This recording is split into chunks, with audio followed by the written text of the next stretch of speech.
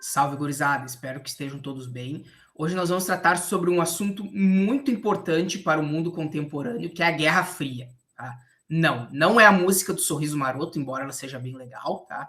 É um período histórico de fundamental importância para o mundo contemporâneo e para a nossa vida atual. Tá? E, em certo ponto, a Guerra Fria sobrevive até os dias de hoje. Tá? Recentemente, a gente viu uma escalada de tensão entre Estados Unidos e Rússia por conta de uma suposta interferência russa na eleição dos Estados Unidos em novembro de 2020 a favor de Donald Trump. Tá? Então, houve uma escalada de tensão que até esse momento existe, tá? E que traz alguns resquícios desse período da Guerra Fria, porque a Rússia ainda é herdeira da União Soviética. Tá? Mas então, o que foi a Guerra Fria? A Guerra Fria é o período que vai do final da Segunda Guerra Mundial, em 1945, até a desintegração da União Soviética em 1921. Ele vai se caracterizar pela existência de duas superpotências, tá? Que buscam controlar o maior número de aliados possível, ampliar a sua esfera de influência. Os Estados Unidos, que lideram o bloco capitalista, e a União Soviética, que lidera o bloco socialista. Tá? Cada um deles com uma visão política, econômica e social completamente distinta da outra. Tá? E uma frase que eu acho que resume bem esse período, tá, é do historiador francês Raymond Aron. Tá? A guerra era improvável, mas a paz era impossível. Por que a guerra era improvável? Por conta do equilíbrio de poder bélico e do terror nuclear. Tá? Por isso ela vai ser conhecida como Guerra Fria, que nós vamos falar depois, porque não se podia utilizar essas armas pelo risco de destruição do planeta. Mas a paz era impossível. Por quê? Porque não tinha como conciliar os dois sistemas econômicos, os dois sistemas políticos, os dois sistemas sociais. Um só poderia sobreviver à custa da destruição do outro. Então, acho que essa frase do Raymond Aron resume muito bem o que foi a Guerra Fria. Tá? Iniciando pela organização das esferas de influência das duas grandes superpotências. Tá? Essas esferas de influência foram basicamente decididas em 3 conferências. Na Conferência de Teherã, de 43, e nas conferências de Yalta e Potsdam, de 45. Tá? Qual era o equilíbrio acordado entre Estados Unidos e União Soviética? Tá? A Europa Ocidental ficaria sob a órbita dos Estados Unidos. Tá? E a Europa Oriental deveria se pautar por governos de coalizão nacional, em um primeiro momento, e, posteriormente, a realização de eleições gerais para que cada povo escolhesse o seu caminho. Afinal, esses foram os valores dos aliados contra os nazistas, contra as potências do eixo. Tá? Se pautar por valores democráticos. Tá? O que ficou combinado é que esses países da Europa Oriental não deveriam ser hostis à União Soviética como eram nos anos 20 e 30. Tá? Só que a situação começa a se deteriorar pouco a pouco na Europa Oriental. Por quê? Porque os partidos comunistas eles vão tomar a dianteira nos diversos países. Tá? Tem as tropas de ocupação soviéticas, tá, que ajudam nesse processo. E com o tempo a situação vai se deteriorando até que os comunistas tomam o poder e implantam regimes semelhantes ao que existia na União Soviética, que vão ficar conhecidos como democracias populares. Tá? Essa situação vai ser aceita pelas duas superpotências. Os Estados Unidos não vão querer se meter na esfera de influência da União Soviética. Tá? Então vai nascer as duas esferas de influência na Europa, a Europa Ocidental e a Europa Oriental, divididas pelo que ficou chamado de cortina de ferro, que foi uma expressão criada pelo Winston Churchill, tá? A fronteira entre o capitalismo e o socialismo. E depois, com a divisão da Alemanha, e a divisão da cidade de Berlim, o símbolo da Guerra Fria será o Muro de Berlim, certo? A reconstrução das economias europeias, tá? Esse processo vai ser liderado pelos Estados Unidos, que vai criar dois instrumentos. Um instrumento político, que é a chamada doutrina Truman, em referência ao Harry Truman, que foi o presidente dos Estados Unidos ao final da guerra, tá? Que os Estados Unidos vão se colocar como a liderança do bloco capitalista para defender os países da Europa Ocidental da ameaça comunista, tá? E um plano econômico que vai ficar conhecido como Plano Marshall, tá?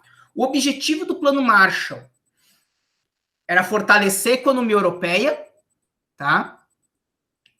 Para quê? Para que os Estados Unidos pudessem manter a sua produção industrial nos níveis da guerra, tá? Para evitar também o que aconteceu com a crise de 29, tá?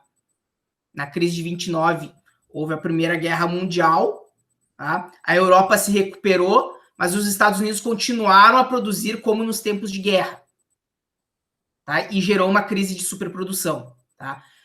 Um dos objetivos do Plano Marshall era justamente evitar uma nova crise como a crise de 29. Tá? E, ao mesmo tempo, garantia a manutenção do poder dos Estados Unidos. Tá? O que vai acontecer no Plano Marshall? Tá? No Plano Marshall, os Estados Unidos vão emprestar dinheiro a fundo perdido, tá? Para os países da Europa Ocidental, e, em troca, havia algumas condições que os países da Europa Ocidental tinham que desenvolver. Tá? Primeiramente, era não ter indústrias concorrentes com as dos Estados Unidos, em setores que os Estados Unidos tinham o predomínio, a flexibilização dos mercados, ou seja, sem medidas protecionistas, tá? A facilitação de matérias-primas, de conseguir matérias-primas estratégicas, tanto nos próprios países da Europa Ocidental como em suas colônias, tá? E o impedimento da exportação dessas matérias-primas para os países do leste. Tá? Então, rapidamente, esse plano vai dar certo. Tá? Em um prazo de 10 anos, a Europa vai estar reconstruída, com o seu parque industrial reconstruído. Tá? Isso vai aumentar o volume de emprego, o número de empregos. Tá? Vai aumentar os salários. Tá? E aumentando os salários, aumentando o número de empregos, reduz a pressão social e se aumenta o consumo. Então, se gerava um ciclo, mais salários, mais consumo, mais demandas da população e assim sucessivamente. Tá? Os países da Europa Ocidental vão desenvolver uma política de estado de bem-estar social. Tá? Vão tomar medidas de proteção à população, especialmente com investimentos em saúde, investimentos em educação e investimentos em alguns direitos sociais. Seguro-desemprego, aposentadoria, entre outros. Tá? Qual era o objetivo? Tá? Se acreditava que, se não houvesse essas medidas, as organizações de trabalhadores, organizações operárias, tinham pretextos para ir por caminhos revolucionários, ir para o caminho do comunismo. Tá? Então, dessa forma, se impedia essas organizações de terem argumentos para se utilizar em favor do sistema soviético. Certo? No Japão, vai haver a mesma situação com a criação do Plano Dodge, que é um plano muito semelhante ao Plano Marshall. Tá? E a partir daí começa o milagre econômico japonês. Tá? Os Estados Unidos ofereceram ajuda aos países do leste europeu, só que essa ajuda impedia os projetos autônomos, como a gente já viu ali, que havia algumas condições para que os países da Europa Ocidental recebessem a ajuda do Plano Marshall. Tá? E os países do leste acabaram não aceitando. A União Soviética vai reagir criando o Conselho de Ajuda Econômica Mútua, o Comecon, em 1949. Embora os recursos fossem muito menores do que os do Plano Marshall, tá? Eles ajudaram bastante os países do leste. Tá? A União Soviética tinha muito menos recursos para para oferecer justamente por conta da reconstrução do país. Tá? O parque industrial soviético foi praticamente todo destruído durante a guerra, vai levar uns 15 anos para ser reconstruído, e além disso a União Soviética tinha perdido 25 milhões de vidas na Segunda Guerra. Tá? Então, a União Soviética não tinha como oferecer os mesmos recursos que os Estados Unidos. No entanto, foi suficiente para colocar esses países do leste na órbita, na esfera de influência soviética, certo? Aqui nós temos uma charge do Leo Haas, um chargista alemão, tá? Sobre o Plano Marshall. Então vocês podem ver que é uma vaca comendo o parque industrial europeu, tá? Sendo controlada pelo George Marshall, tá? E o leite, os recursos sendo todos drenados para os Estados Unidos da América. Então, uma charge crítica ao Plano Marshall, já se via na época que era uma drenagem de recursos também para os Estados Unidos, embora permitisse a reconstrução do parque industrial europeu. Tá? O fato que vai caracterizar a Guerra Fria é a corrida armamentista. Tá? Então, cada um dos blocos, tá, capitalista e socialista, vai ter a sua organização militar. Tá? O bloco capitalista com a OTAN, Organização do Tratado do Atlântico Norte, criado em 49, e o bloco socialista com o Pacto de Varsóvia, em 1956. Tá? O fato que vai, vamos dizer, gerar o caráter de Guerra Fria, para o que poderia ser uma guerra quente, é o desenvolvimento da bomba atômica pelos soviéticos, em 1950. E a partir daí é que vai haver um equilíbrio de poder bélico entre as duas superpotências, tá? Como mostram as charges aqui apresentadas. Tá? Cada um dos lados tendo a sua bomba atômica e apresentando um equilíbrio de forças. Tá?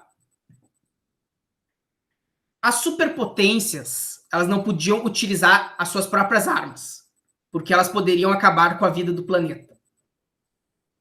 Tá? Então não fazia sentido utilizar uma arma nuclear, porque não haveria mais planeta, não haveria mais como mostrar a superioridade de seu sistema político, econômico, social. Tá? Como mostra aquela charge que está apresentada ali. Tá? Não usar porque o inimigo pode retalhar. Não usar porque o inimigo pode retalhar. Então, se utiliza arcos e flechas. Na verdade, não foi bem assim. Tá? Cada superpotência vai ampliar o seu poderio bélico, vai investir na sua indústria bélica, vai oferecer armas cada vez mais mortíferas, embora não tendo o mesmo poder da bomba atômica. Tá? E o que vai acontecer? A guerra que poderia ser quente, ela vai ser fria, mas ela vai ser deslocada para alguns conflitos geograficamente localizados. Tá? E esses conflitos geograficamente localizados servirão para as superpotências buscarem a ampliação de suas esferas de influência. Tá? Entre os exemplos que podem ser apresentados, tá, estão a Guerra da Coreia, a Guerra do Vietnã, a crise dos mísseis de Cuba, as diversas independências na África, mas dou uma ênfase especial no caso de Angola, tá? E o caso da Nicarágua, tá? Que já foi na década de 1980. Tá? Algo muito importante na Guerra Fria, tá? Foi o papel dos serviços de espionagem. Tá? Então, qual era o papel dos serviços de espionagem? Era buscar informações secretas dentro e fora de seus países. Tá? Então, no bloco capitalista, a gente tem a CIA, que é a Agência Central de Inteligência dos Estados Unidos, e o MI6, que é o Serviço Secreto Britânico. Tá?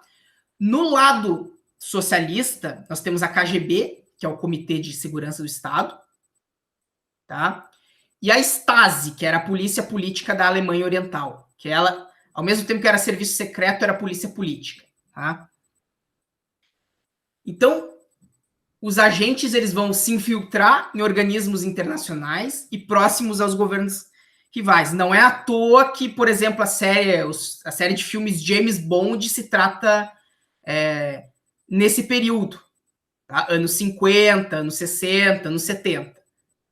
Tá? Porque a espionagem é algo que vai se desenvolver muito fortemente nesse período. Tá? Além de se preocupar com o inimigo externo, se tinha uma preocupação muito clara com o inimigo interno. Por quê? Porque o inimigo interno era de mais difícil detecção do que o inimigo externo. Tá? Então, vai se utilizar métodos diversos, controle de correspondências, grampos telefônicos, entre outros. Tá? E a ideia do inimigo interno vai ser tão difundida que ela vai ser uma das bases das ditaduras latino-americanas. A base da doutrina de segurança nacional, que foi o fundamento teórico das ditaduras da América do Sul, era justamente a preocupação e a busca do inimigo interno, que, no caso das nossas ditaduras, era o comunismo. Tá?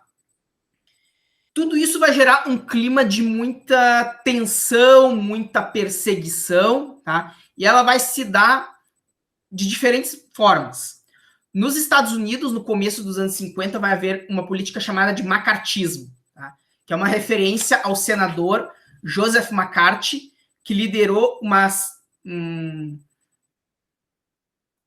espécie de caça às bruxas contra supostas atividades comunistas de artistas, de intelectuais, de jornalistas, de políticos, tá? Que vai gerar uma série de repercussões, como prisões, torturas, inclusive execuções. Tá?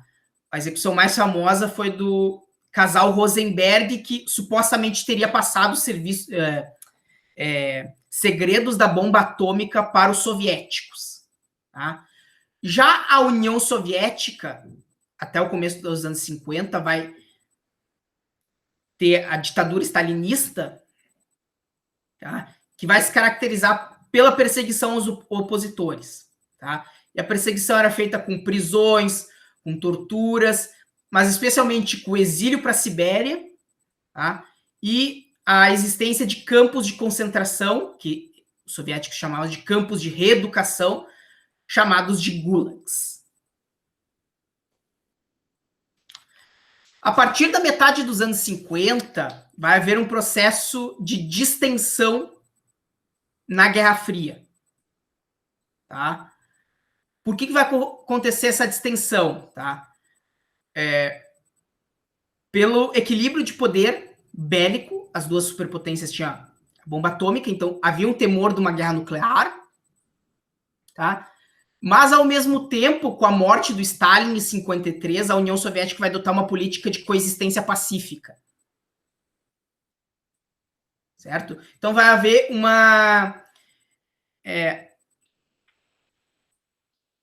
uma espécie de maior calma nas relações entre as duas superpotências. Tá? A partir desse momento, o conflito vai se deslocar para outras esferas.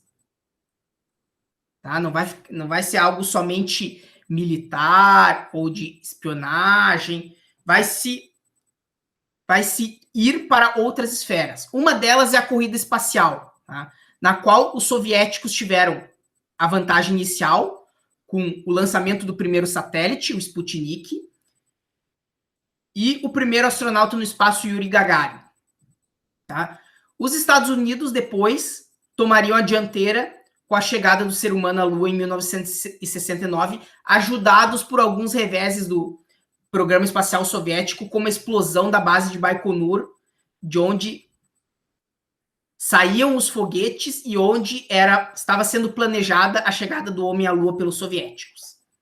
Tá? A corrida espacial, embora esteja dentro da Guerra Fria, tá? Ela vai permitir uma série de desenvolvimentos muito importantes para o nosso mundo contemporâneo. Por exemplo, as transmissões de TV via satélite, o GPS, desenvolvimento de, por exemplo, macacões anti-chamas, de detectores de fumaça, de medidores de pressão, tá? E uma coisa muito importante, que sem ela a gente não estaria em ensino remoto, a internet, que veio a partir de um programa dos Estados Unidos conhecido como ARPANET, tá? Outro aspecto onde houve a Guerra Fria esteve presente foram nas competições esportivas, tá? Especialmente nos Jogos Olímpicos. Tá?